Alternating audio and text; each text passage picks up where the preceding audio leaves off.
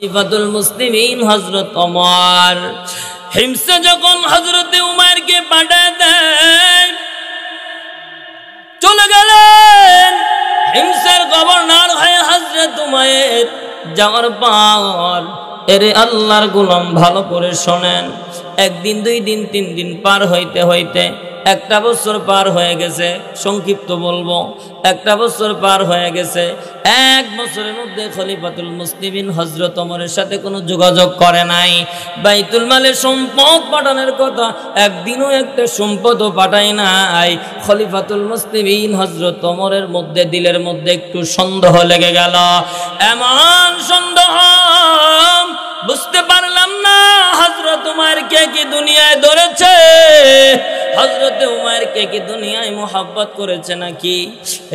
এই জন্য খলিফাতুল মুসলিমিন হযরত ওমর একটা চিঠি লিখলেন, কেন একটা বছর পর্যন্ত আমার সাথে যোগাযোগ করে না, বাইতুল মালেও তো কোনো সম্পদ পাঠালো না। চিঠির মধ্যে লিখলেন হযরত উমার, বরাবর লিখলেন হযরত উমার রে, যখন আমার চিঠিটা পাইবা তাড়াতাড়ি করে তুমি মদিনায় চলে আসবা, একটা মিনিটও দেরি করবা না। হযরত উমার ওই মদিনার চিঠিটা যখন হাঁটি হাঁটি পা করে হযরত উমার পর্যন্ত, মানে হিমসে যখন চলে গেলেন, যাওয়ার পর হযরত উমার তো একজন গভর্নর, এই গভর্নর তখন নিজে এই চিঠিটা বের করে যখন দেখলেন যে খলিফাতুল মুসলিমিন হযরত ওমর আমাকে মদিনায় যাইতে বলছে, আর দেরি করে নাই, যা কিছু ছিল গাট্টি বুসকা নিজের যা কিছু ছিল সব কিছু নিয়ে যখন হযরত উমার মদিনার দিকে আবার নিজে হাঁটি হাঁটি পা করে চলছে বাজান। আস্তে আস্তে আস্তে আস্তে হাঁটতে হাঁটতে যখন মদিনায় এসে পৌঁছছে, খলিফাতুল মুসলিমিন হযরত ওমরের কাছে যখন পৌঁছে গেছে রে বাজান, হযরত খলিফাতুল মুসলিমিন টাকা দেখে হযরত উমার চেহারাটা একেবারে ব্যঙ্গে দুর্বল হয়ে গেছে, মাথার চুলটা একেবারে এলোমেলো উস্কো শুষ্ক দেখা যায়, চেহারার মধ্যে মালিন্যতার ছাপ। খলিফাতুল মুসলিমিন হযরত ওমর দেখে হযরত উমারকে ডাক দেয়, বলে উমার রে, বিষয়টা তো বুঝতে পারলাম না, এইভাবে কেমনে কি হয়ে গেল। বলে কি খলিফা, আপনি কি আমারে দেখতেছেন, আমারে কি অসুস্থ বা অপবিত্র দেখা যাইতেছে, যার কারণে আমারে একেবারে দুর্বল দেখা যাইতেছে, নাকি আমার অত পরিমাণ সম্পদ হয়েছে, সম্পদের বারে আমি দেবে যাচ্ছি। খলিফাতুল মুসলিমিন হযরত ওমর আর কোনো কথা না বলে তখন হযরত উমারকে ডাক দেয়া বললেন, উমার রে, তুমি সাথে করে কি নিয়ে আসতো বলো। উমার ডাক দেয়া বলেন, খলিফা, আমার হাতের মধ্যে একটা থলে আছে, মানে আমার সাথে একটা থলে আছে, এর মধ্যে কিছু পাতে আছে এবং আমার একটা ওযু করার লোটা আছে, পানি নিয়ে আমি ওযু করি। খলিফাতুল মুসলিমিন আমার হাতের মধ্যে যেই লাঠিখানা দেখতেছেন, নিজা দেখতেছেন, এটা হলো আমার একটা লাঠি, এটার উপরে আমি বার করে করে চলতে থাকি। খলিফা, আমার সামনে যদি কোনো শত্রু আমাকে আক্রমণ করে, আমি এই লাঠি দ্বারা শত্রুকে আক্রমণ করি। সুবহানাল্লাহ। বাড়িতে যায় কয়েন, আমি এই লাঠি দ্বারা আমি শত্রুর মোকাবিলা করি। খলিফা, আল্লাহর কসম, এছাড়া আর আমার কাছে কোনো সম্পদ নাই। খলিফাতুল মুসলিমিন হযরত ওমর বললেন, আরে উমার, তুমি কি হিমস থেকে মদিনায় পায়ে হেঁটে আসছো? হযরত ওমর ডাক দিয়ে বললেন, হ্যাঁ, পায়ে হেঁটেই তো আসছি। খলিফাতুল মুসলিমিন ডাক দিয়ে বললেন, সেখানে কি এমন কোনো মানুষ নাই যে তোমাকে একটা সওয়ারির ব্যবস্থা করে দিবে? হযরত উমার ডাক দেয়া বললেন, আমি তো কারো কাছে সাহায্য চাই নাই, কাউকে বলি নাই, আমি কাউকে বলি নাই যে আমার জন্য একটা সওয়ারির ব্যবস্থা করে দিবে, তারাও ব্যবস্থা করে নাই। খলিফাতুল মুসলিমিন হযরত ওমর ডাক দিয়া বললেন, উমাইর রে, তুমি যেই জায়গার মধ্যে বসবাস করতেছো, যেই জায়গার মধ্যে থাকতেছো, সেখানকার মুসলমান অতটা ভালো না। আমার বিশ্বাস হয়েছে সেখানকার মুসলমান ভালো না। খলিফাতুল মুসলিমিন হযরত ওমর এই কথাটা যখন বলছেন, হযরত উমার একজন গভর্নর তখন ডাক দিয়ে বলতেছেন, খলিফা ইত্তাকিল্লাহ, আল্লাহকে ভয় করুন, কারণ আমার আল্লাহ গীবত করতে নিষেধ করেছে। এরে খলিফাতুল মুসলিমিন, আমার আল্লাহ গীবত করতে নিষেধ করেছেন, আপনারা বলেন তো গীবত করা গুনাহ না নাই? এই জোরে বলেন, গুনাহ না নাই? হাদিসের মধ্যে আছে আল গীবাতু আশাদ্দু মিনাজ জিনা। যৌনদারিনী একটা যুবক আর একটা যুবতী যদি বিবাহর আগে জিনা ব্যভিচারী করে, ওঠা বসা করে, যতটুক পরিমাণ গুনাহ হয় তার চাইতে শক্ত গুনাহ হলো গীবত করা। কিন্তু আমি আর আপনি ষষ্ঠলে বসতে দেরি, গীবত করতে দেরি না। আছে না? আছে দুই চারজন গীবত করা যাবে। আর চারটাইছে বেশি গীবত করে হলো মা বোনেরা। মা বোনেরা বলবে, এই হুজুরের দাঁত প্রাণ সে কাড়ারে। হ্যাঁ, কোনো একটা কথা যদি মা বোনদের কান পর্যন্ত চলে যায়, অমুকের ছেলে এই কাজটা করছে বা অমুকের মেয়ে এই কাজ করছে, ওনার মধ্যে এই গুনাহ আছে, কথায় কথায় বলছে। তখন একজন যা বলছে, একজন, রে বউ, আমি তো এই কথাটা শুনলাম, তুমি কিন্তু কাউকে কইও না, আমারে কিন্তু কইতে না করছে। আরে বউ, আল্লাহ আর কইবাম না, কমো না। উনি যায় আরেকজনরে বলে, বউ, অমুক তো এই কথা কইছে, আমি শুধু তোরে বিশ্বাস করে কইলাম, তুই কিন্তু আর কাউরে কইস না, খারাপ লাগতেছে, তুই কিন্তু আর কাউরে। উনি যাবে আরেকজনরে কয়, বউ, আমি তোরেই খালি কইলাম, তুই কিন্তু আর অন্য কাউরে। উনি যাবে আরেকজন। একদিনের মধ্যে গ্রাম শেষ। আছে না নাই? এই কথা বলেন, আছে না নাই? আরে মিয়া, এদের কানে না দিয়ে আপনি পত্রিকায় লিখতে পারলেন না? পত্রিকায় লিখলে যাদের চোখ আছে, মানে পড়ালেখা জানে, তারাই জানতো। যারা পড়ালেখা জানে না তারা আর জানতো না। একটা এলাকার মধ্যে সবাই পড়ালেখা জানে না, ঠিক না বেঠে? এই জন্য গীবতকে আমরা গীবাত মনে করি। কি মজা, ঠিক না বেঠে? কথা বলেন, ঠিক না বেঠে? গীবতের গুনাহ ছাড়তে পারবেন তো ইনশাআল্লাহ? আমি এমনই হুজুর, এমনই, আগেই বলছি, সমাজে যাই হবে তাই বলা হবে তাহলে গীবতের গুনাহ ছাড়তে পারবেন তো? একজন রাষ্ট্রপ্রধানকে একজন গভর্নর ডাক দিয়ে বলতেছেন, খলিফা ইত্তাকিল্লাহ, আল্লাহকে ভয় করুন, আল্লাহ গীবত করতে নিষেধ করেছে।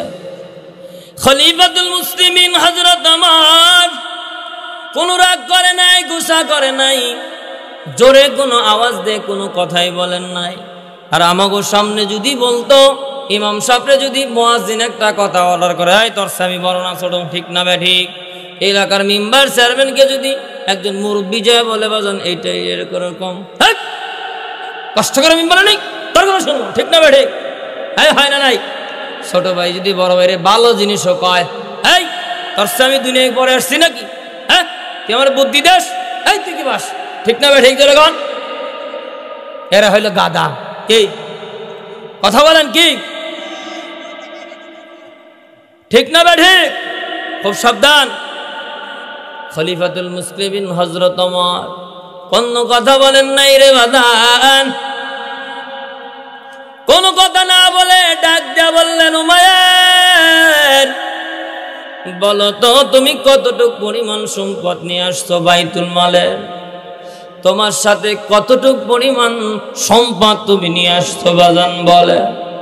হযরত উমাইর কান্না করে করে ডাক দেয়া বলে, খলিফা, আপনি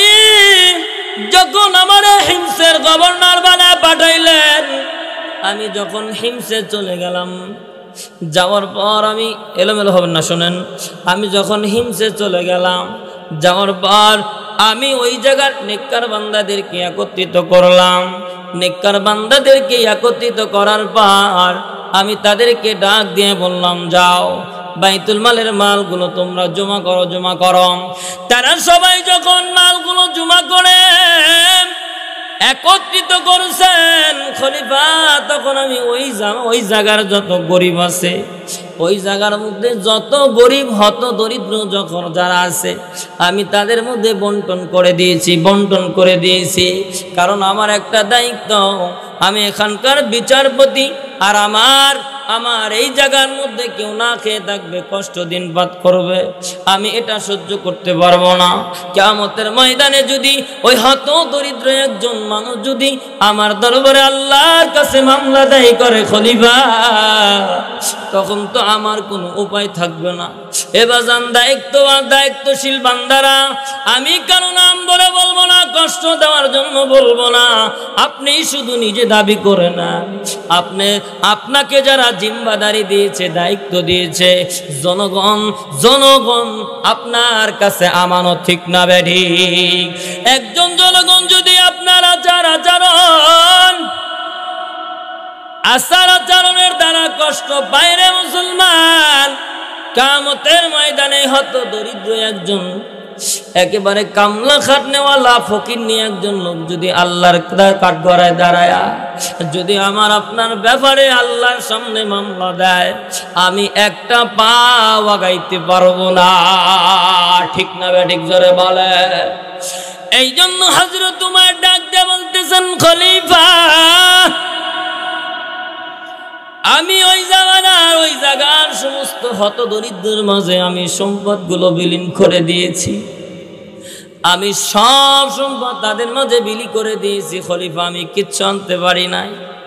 কিন্তু আপনি রাষ্ট্রের প্রধান, অর্ধ পৃথিবীর শাসন ক্ষমতা খলিফা, আপনি অর্ধ পৃথিবীর শাসন ক্ষমতা আপনার হাতে, আপনি যদি চান আমি আপনাকে ওই টাকাগুলো উঠায় আমি দিতে পারবো, জমা করে আমি বাইতুল মালে জমা দিতে পারবো। একজন খলিফা, মুসলিম জাহানের খলিফা হযরত ওমর ডাক দিয়া বলতেছেন, এই কথার আর কর্ণপাত না করে ডাক দিয়া বলতেছেন, পার্সোনাল সেক্রেটারিকে ডাক দেয়া বলে, সেক্রেটারি শোনো, এরে সেক্রেটারি শোনো, তাড়াতাড়ি করিয়া হযরতে উমাইরকে তাড়াতাড়ি করিয়া আরো 1 বছরের দায়িত্ব লিখে দেন। কয় বছরের? জোরে কন। 1 বছরের দায়িত্ব লিখে দেন। পার্সোনাল সেক্রেটারি যখন হযরত উমাইরকে ডাক দেয়া বলেন, খলিফাতুল মুসলিমিন আপনাকে তো নতুন করে 1 বছরের দায়িত্ব লিখে দিতে বলে। হযরত উমাইর কান দেয়া ডাক দেয়া বলে, এরে ভাই, এরে পার্সোনাল সেক্রেটারি শুনে নাও, আমি আর দুনিয়ার কোনো দায়িত্ব চাই না, আমি আর দুনিয়ার কোনো দায়িত্ব চাই না, আমি আর নিজের কাজও করব না, অপর কেউ যদি আমার কাজ দেয় তাও করব না, এবং কি খলিফাতুল মুসলিমিন স্বয়ং যদি আমার কোনো কাজ দেয় আমার পক্ষে সম্ভব না। খলিফাতুল মুসলিমিন হযরত ওমরের কানে কথাটা চলে গেলেন। ওমরকে ডাক দিয়ে বললেন, খলিফা ডাক দিয়ে বললেন, এরে আমার গভর্নর, হিমসের গভর্নর, এরে উমাইর, বলো তো তুমি কোনো কাজ করতে চাও না কেন? তখন উমর ডাক দেয়া বলে, খলিফা আমি আপনার কাছে বাড়িতে যাওয়ার ছুটি চাই, আপনি আমারে রুখসত দিয়ে দেন, আপনি আমার ছুটিটা মঞ্জুর করেন। খলিফা একজন বিচক্ষণ মানুষ, জ্ঞানী গুণী একজন মানুষ, বুঝতে বাকি নাই হযরত উমাইর তো 1 বছর বাড়িতে আসে নাই, হিমসে ছিল। উমাইরের বাড়ি তো মদিনায়, উমাইরের বাড়ি তো মদিনার পাশে এক জায়গায়। খলিফাতুল মুসলিমিন রাগ গুসা কিচ্ছু করলেন না, আল্লাহু আকবার, রাগও করলেন না, গুসাও করলেন না, ছুটি পাস হয়ে গেল। সুবহানাল্লাহ বলেন, আলহামদুলিল্লাহ। কষ্টে থাকা হযরত উমাইর ছুটি পাস হয়ে গেল, তখন মদিনার দিকে হাঁটি হাঁটি পা পা করে বাড়ির দিকে রওনা হয় খলিফাতুল মুসলিমিন হযরত উমরকে পরীক্ষা করার জন্য। হযরতে খলিফাতুল মুসলিমিন হযরত উমরকে পরীক্ষা করার জন্য একটা লোক পাঠিয়ে দিলেন, বলে দিলেন দেখবা উমর যদি বিলাসিতার জীবন যাপন করে, বিলাসিতার জীবন যাপন করে, এটা আমার কাছে বলে দিবা, তুমি আর তার বাড়িতে মেহমান হিসেবে থাকবা না। যদি উমায়ের একেবারে কষ্টে দিনপাত করে, চলেই না একেবারে, তাহলে তোমার কাছে আমি 100 স্বর্ণ মুদ্রা দিয়ে দিলাম, টাকা দিয়ে দিলাম, এইটা তার কাছে দিয়ে দিবা। লোকটার নাম হযরতে হারেস। চলে গেলেন খলিফাতুল মুসলিমিনের কাছ থেকে অনুমতি নিয়ে, যখন উমায়ের বাড়িতে চলে গেলেন, যাওয়ার পর যখন হযরতে হারেস উমায়ের বাড়িতে মেহমান হলে বাজান দেখেন চোখের পানি পড়ে কিনা। হযরতে উমাইর হযরতে হারেসকে ভালো জায়গায় বসতে দিলেন, কিন্তু খাইতে দিতে পারেন না। প্রত্যেকটা দিন একটা করে রুটির অংশ দেয়, পুরা রুটি না। 3 দিন চলছে খাবার দাবার, 3 দিন 3টা রুটির টুকরা খাওয়াইছে। 3 দিন পার হয়ে যাওয়ার পর ওমর হযরতে হারেসকে ডাক দেয়া বলে, ভাই হারেস, যদি তোমার সম্ভব হয়, আল্লাহু আকবার।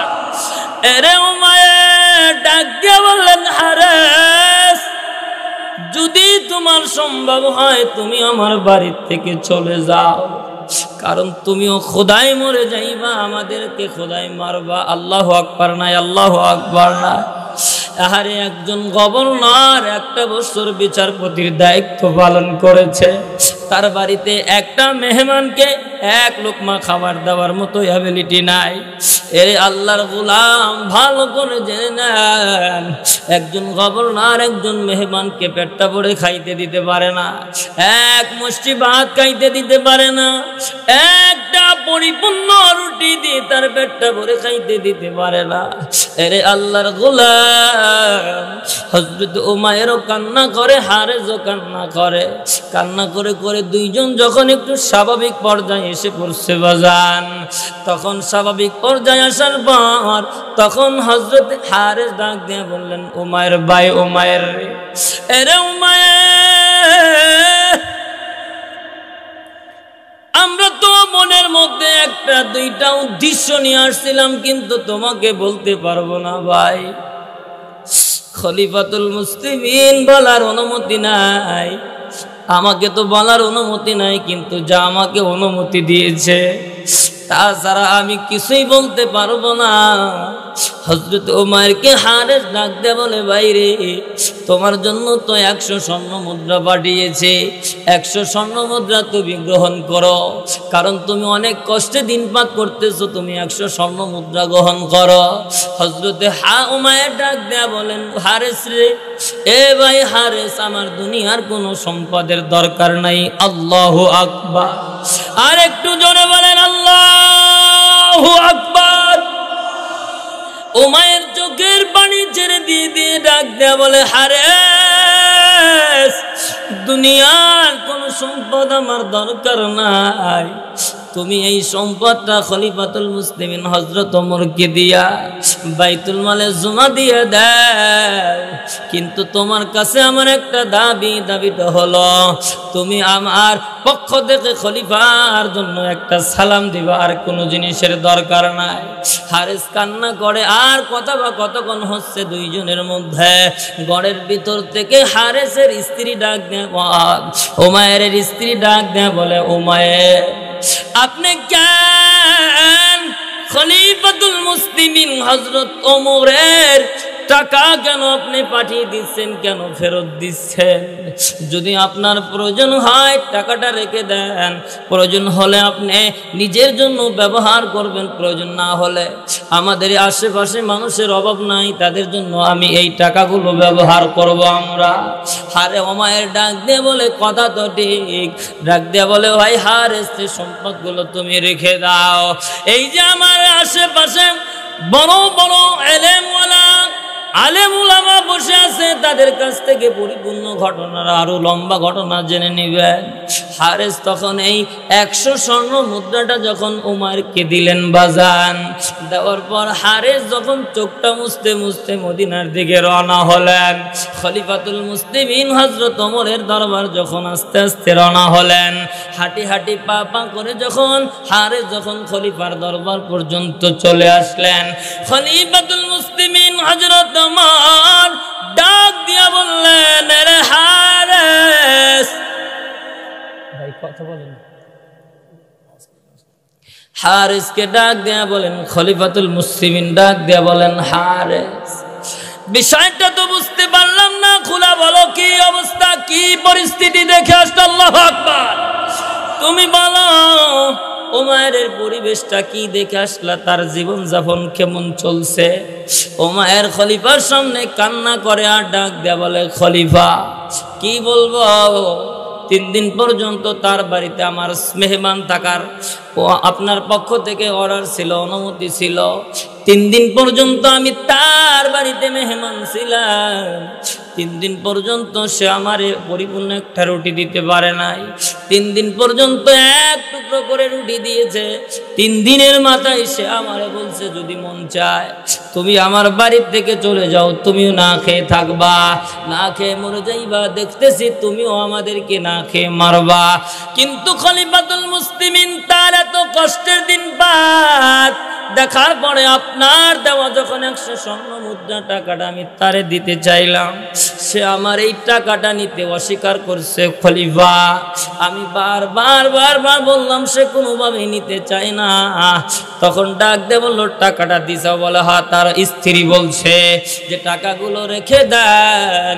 তখন আমি এই টাকাটা দিয়ে যখন চলে আসছি, হযরত হারেসের কথা শোনার পর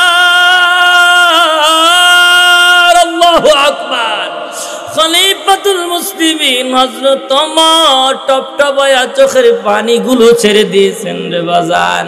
চোখের পানিটা ছেড়ে দিয়া ডাক দেয়া বলে, হারেস রে, নতুন করে একটা চিঠি লিখতে হবে ওমায়ের কাছে।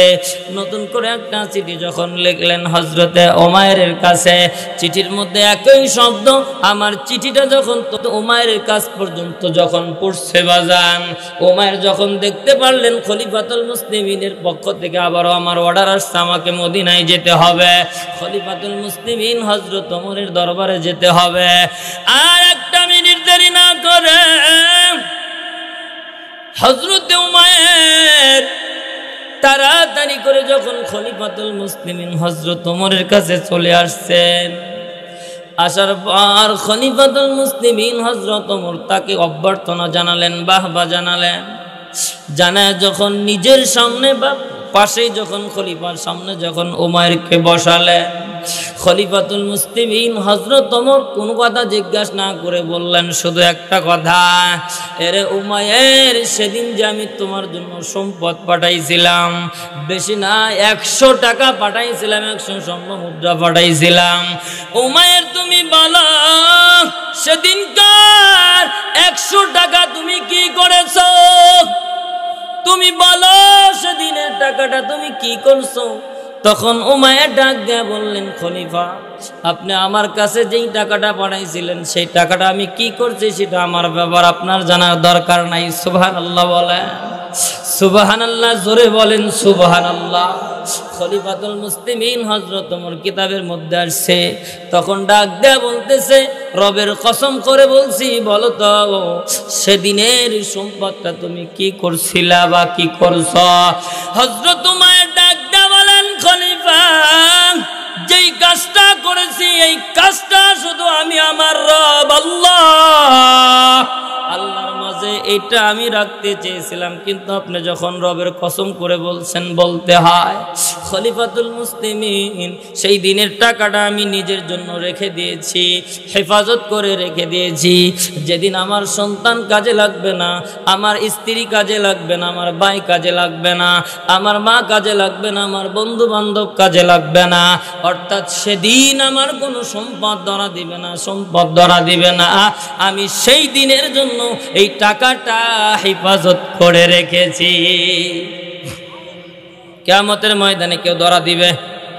এই জোরে বলেন ধরা দিবে। ভাই ভাইকে চিনবে না, বাবা সন্তানকে চিনবে না, সন্তান বাবাকে চিনবে না, ঠিক না ঠিক? মা সন্তানকে চিনবে না, সন্তান মাকে চিনবে না। সেদিন শুধু বলবে লিকুল্লি ইমরিইম মিনহুম ইয়াউমাইযিন শাআনুন ইগনি। সবাই চিৎকার দিয়ে দিয়ে বলবে, অর্থাৎ সবাই যার যার যার যার যার যার নিজেকে নিজে নিয়ে ব্যস্ত, কারো দিকে তাকানোর টাইম নাই। এরে খলিফাতুল মুসলিমিন, সেই দিনের জন্য আমি আমার এই টাকাটা আমি হেফাজত করে রেখেছি। খলিফা এই কথা শোনার পর নিজের দিলটা একবারে ভেঙ্গে চুরে খান খান হয়ে গেল। শক্ত দিলওয়ালা খলিফা হযরত ওমর যেই রাস্তায় চলে শয়তান চলতে পারে না, এত শক্ত মিজাজওয়ালা খলিফা ভেঙ্গে চুরে খান খান হয়ে গেল দিলটা। চোখের পানি ছেড়ে দিয়ে দিয়ে কান্দে। আহারে, এত কষ্টে দিনপাত করার পরেও যার বাড়িতে এক মুষ্ট খাবার জোটে না, সেই মানুষটা দুনিয়ার প্রতি কোনো মহব্বত নাই। বাইতুল মাল থেকে হাদিয়া পাঠাইলাম, সেটা নিজের জন্য রাখলো না। এই কথা বলেন, বাইতুল মাল থেকে হযরত উমাইরের জন্য কিছু খাবার আর মাত্র 2টা কাপড় আর কিছু খাবারের বরাদ্দ হয়ে গেল।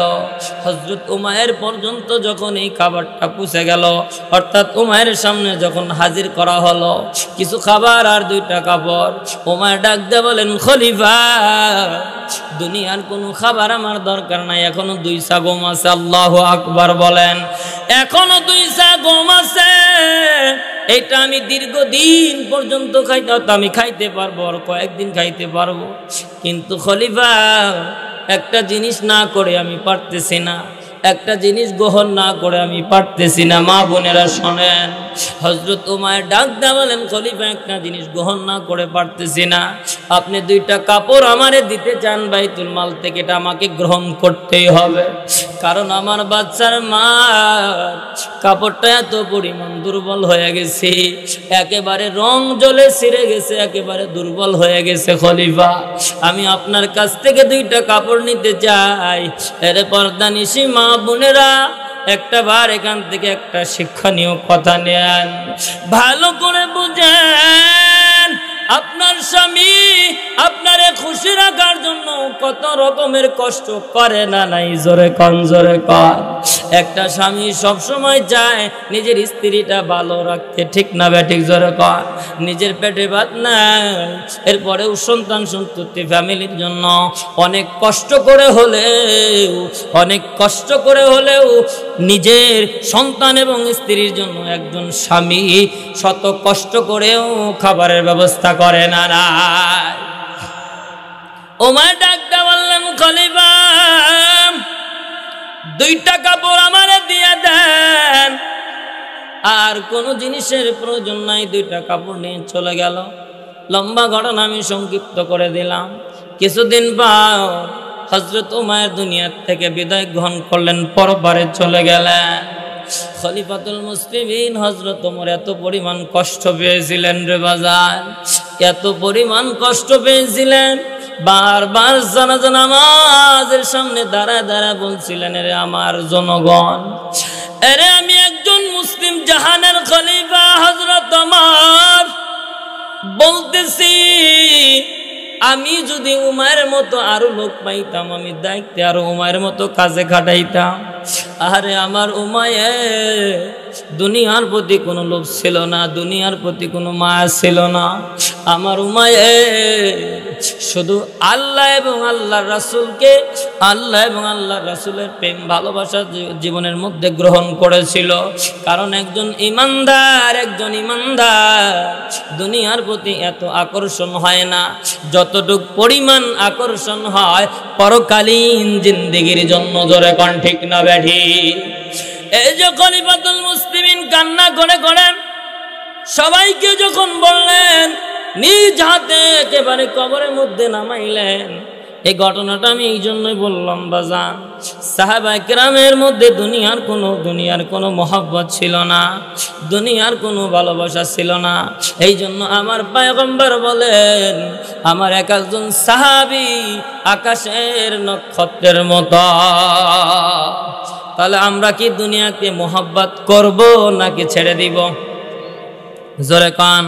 যারা দুনিয়াকে মোহাব্বত করে, আল্লাহর হুকুমের সীমা লঙ্ঘন করে এবং দুনিয়াতে মোহাব্বত করে, ওই বান্দারা ফাইনাল জাহিমা হিয়াল মাওয়া, তারা পরকালীন জিন্দেগিতে জাহান্নামে যাবে। জোরে কান, কোথায় যাবে? জাহান্নামে যাবে।